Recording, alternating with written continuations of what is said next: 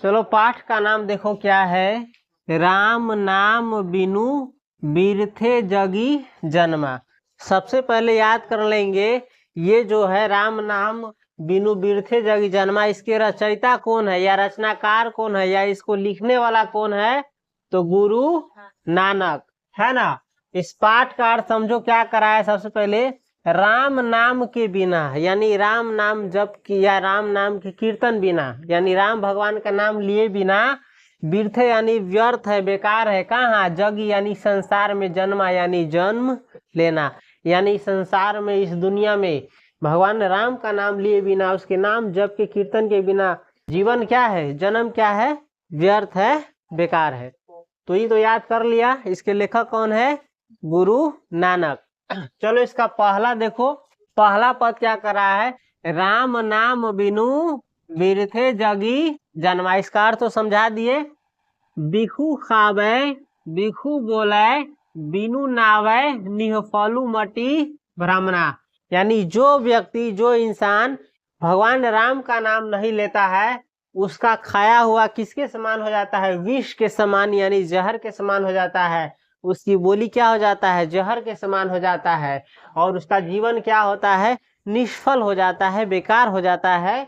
और उसकी मति जो है, बुद्धि जो है, मति यानी मति, बुद्धि क्या हो जाती है? भ्रमित हो जाती है, भटक जाती है। और देखता होगा समाज में जो सही से भगवान का नाम लेने वाले हैं, चाहे जो भगवान को मानते हैं, उसकी बोली देखना और लोगों से अलग होगा। बोली मीठा होगा, मधुर होगा, किसी दूसरे को दुख पहुंचाने वाला नहीं होगा। और लेकिन जो भगवान का नाम नहीं लेता है, जिसके अंदर में सही में भगवान का वास नहीं है, भगवान को अपने अंदर नहीं बसाया, उसका देखेगा बोली अटपटांग रहेगा, मुंह से कुछ भी अकर बकर बोलता रहेगा, उसके बोली से दूसरों को टेंशन होगा, कहीं झगड़ा हो जाएगा, कहीं कुछ हो जाएगा, और किसी से भी बनाव नहीं रहता है। समझ गया? तो पहला लाइन समझ गया। दूसरा पद क्या है देखो, पुस्तक पाठ व्याकरण बखाने, है ना। भले ही वो कितना भी पुस्तक पढ़ ले, व्याकरण का बखान कर ले और संध्या कर्म निकाल कर है, यानी सांझ के समय जो पूजा उपासना होता है, अगरबत्ती दिखाना, ये सब कितनों निकाल करके करे समय, बिनु गुर शब्द मुक्ति कहाँ परानी, राम नाम बिनु अरुझी मरे। और बिना गुरु के उपदेश के, है ना, बिना गुरु के उपदेश के, जो गुरु के उपदेश को नहीं मानता है उसको मुक्ति नहीं मिलता है। और राम नाम के बिना क्या होता है? परानी दुनिया में उलझ कर, अरुझी यानी उलझ कर, फंस कर क्या हो जाता है? मर जाता है। पूरा जीवन उसका उलझ कर खत्म हो जाता है। अगला देखो क्या है, दंड कमंडल शिखा सूत धोती। हाथ में क्या रख लेता है? दंड, किसी अति का, और दंड कमंडल ना, डंडा और कमंडल रख ले रहे, त्रिशूल जैसे चाहे कुछ जैसा। तो ये कही दंड कमंडल शिखा सूत धोती, और शिखा बढ़ा लेना यानी चोटी बड़का बढ़ा लेना। एगो होता है टीकी, आ टीकी से बड़का होता है चोटी, बहुत पीठी तक ले, नीचा तक ले रही, खाली इतने दूर के रहतु, देख इतने दूर के बड़का कर ले, पूरा मुरी छिला के एकरा बड़का कर ले रहतु, टीकी तनका ज्यादा छोड़ ले रही इतना दूर, तो ओकरे कही सूत, जा सूत कही छौ अति शिखा। समझ गए? दंड कमंडल शिखा सूत, सूत जनेऊ यानी जनेऊ जे लगा ले रह चुके देखा बाबा जुबा जी, तो ये कैसी दंड कमंडल शिखा सूत धोती, और धोती पहन लेता है। तीर्थ गमनु अति भ्रमणु करे, और तीर्थ जाता है, बहुतों क्या करता है? घूमता रहता है, भ्रमण करता रहता है, यहाँ से वहां, इधर से उधर।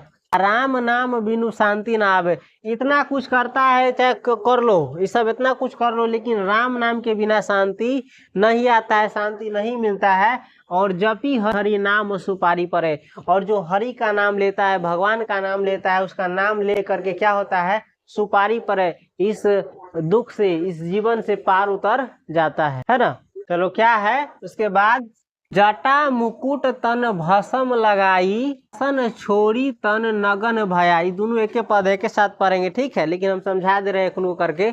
जटा बढ़ा लेता है, देखेगा शादी समाज से कोई होता है तो क्या बढ़ा लेता है? जटा बढ़ा लेता है मुकुट जैसन, और तन भस्म लगाई, और देह में क्या लगा लेता है? भस्म। जटो बढ़ा लेता है, भस्म लगा लेता नहीं, राख लगा लेता है। अब घोरी शमशान घाट के राख लगा लेता है, किसी व्यक्ति को जलाया जाता है ना, तो उसमें का राख लगा लेता है। तो जटा मुकुट तन भस्म लगाई, और वसन छोरी तन नगन भया, और कपड़ा छोड़ के नंगे घूमता रहता है। इसे सोचता है कि भगवान क्या होगा?